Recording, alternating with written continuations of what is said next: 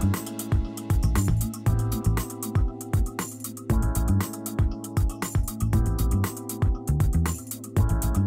my name is Jen Mark, and I'm from Dynamic Living, Sports Injury Clinic and Personal Training Studio.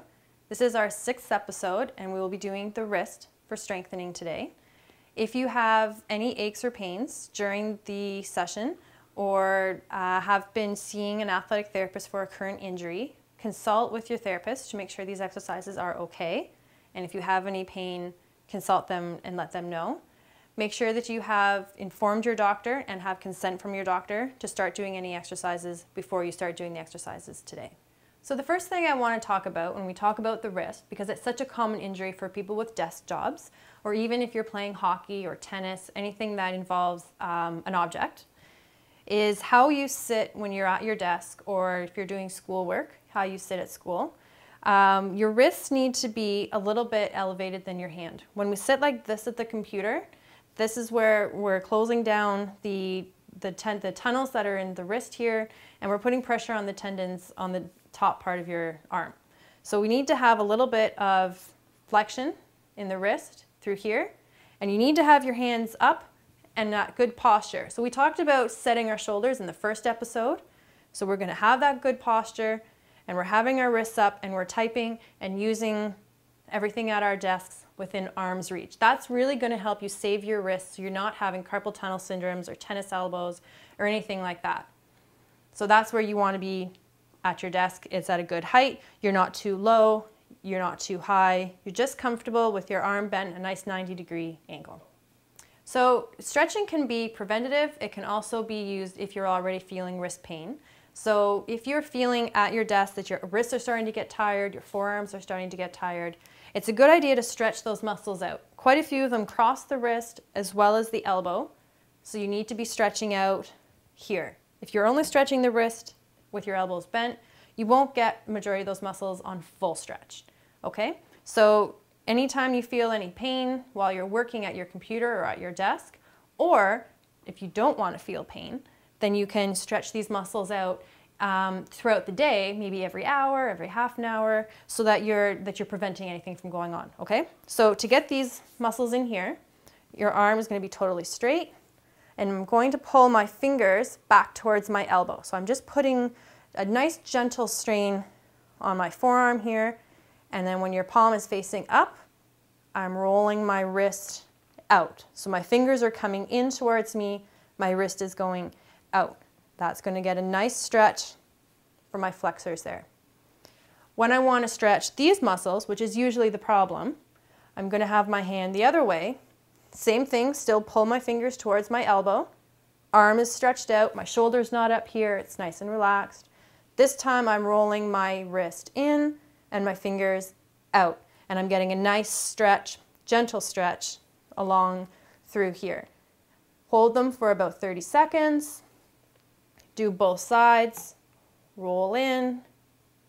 Hold it for 30 seconds. Roll out. Hold it for 30 seconds. And then you can go back to typing or writing or whatever you're doing at your desk. So there are a few different exercises and strengthening exercises that you can do to help strengthen your forearm muscles, which will help give your wrist more endurance to last throughout the day. So even if you're just working at the computer, if you're doing schoolwork, or playing any of those sports that involve rackets or sticks or anything like that, then we need to strengthen this forearm, okay? So some of the most basic exercises we can do are wrist curls and extensions. So you're just holding the weight. This is a kettlebell. You don't have to use a kettlebell, it's 5 pounds. You can use a regular dumbbell weight, it's fine.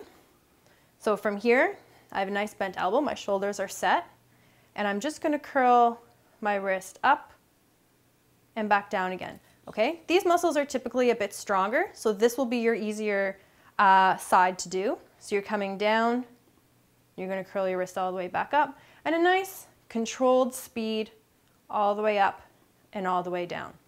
Okay? There we go. So when you're going to do the other side, which is usually more of the problem side, you can have your elbow out a little bit so that your arm's a little flatter, okay? Holding the weight in your hand and lifting your weight up.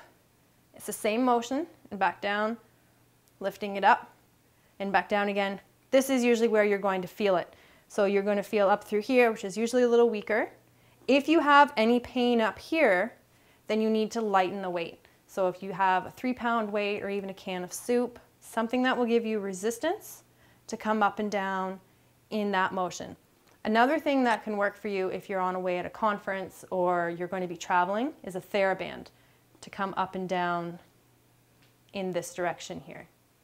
So one more exercise that you can do to help strengthen the muscles that are in your forearm is to do a hammer curl. So it's a little different than a bicep curl.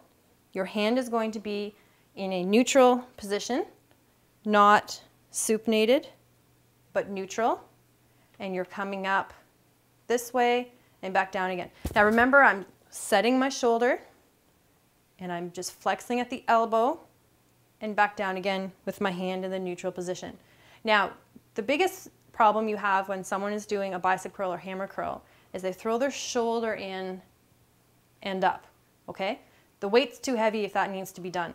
Right now, we're just exercising the forearm, we're working the elbow, so your shoulders don't move, they're not involved, it's none of their business. We're coming up and down in this motion this way. Nice controlled speed, shoulders stay set, and you should feel sort of in through here across the elbow.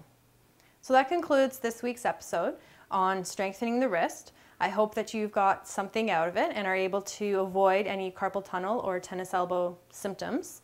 If you have any questions, please feel free to contact me. You can see my information below at www.dynamicliving.me or 647-351-2649. Thank you.